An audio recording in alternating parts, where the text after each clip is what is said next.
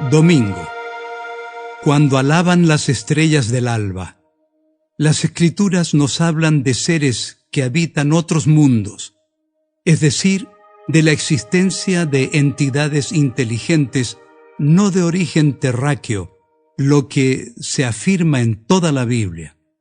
En el primer capítulo del Génesis, en el que se registra que Dios mismo crea el mundo, y cuando pronuncia las palabras famosas, hagamos al hombre a nuestra imagen, conforme a nuestra semejanza, como lo indica Génesis 1:26, se muestra en forma inmediata no solo la existencia de otros seres fuera de nosotros, sino también que nos antecedieron.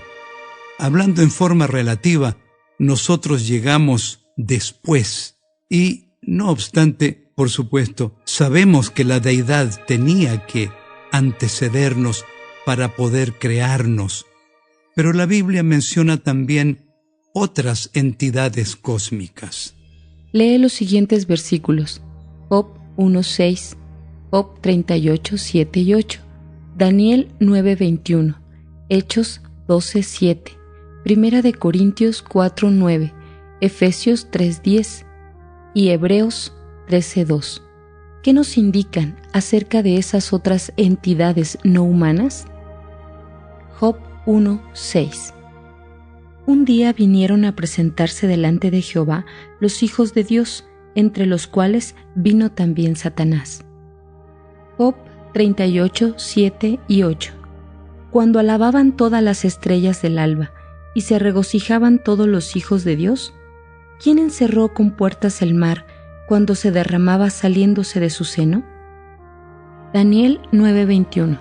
Aún estaba hablando en oración cuando el varón Gabriel, a quien había visto en la visión al principio, volando con presteza, vino a mí como a la hora del sacrificio de la tarde. Hechos 12:7. Y he aquí que se presentó un ángel del Señor y una luz resplandeció en la cárcel, y tocando a Pedro en el costado le despertó diciendo: levántate pronto, y las cadenas se le cayeron de las manos. Primera de Corintios 4:9. Porque según pienso, Dios nos ha exhibido a nosotros los apóstoles como postreros, como a sentenciados a muerte, pues hemos llegado a ser espectáculo al mundo, a los ángeles y a los hombres. Efesios 3:10.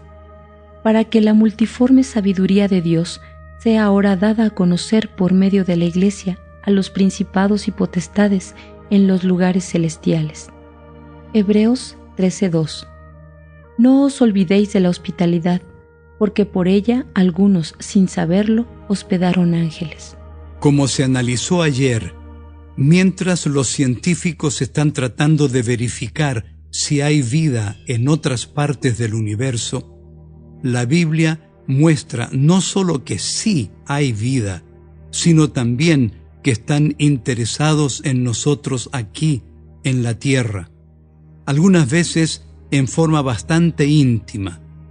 Algunos de los textos arriba citados muestran que estos seres interactuaron con seres humanos, los rescataron, les abrieron el conocimiento, etc. Estos textos revelan una pequeña muestra en cuanto a la intensa interacción entre los seres humanos y estos seres no terráqueos de otra parte de la creación. Que no siempre podamos verlos no significa nada, ya que sabemos de la existencia de muchas cosas que no podemos ver. Los puntos importantes en todo esto son sencillos y al mismo tiempo profundos.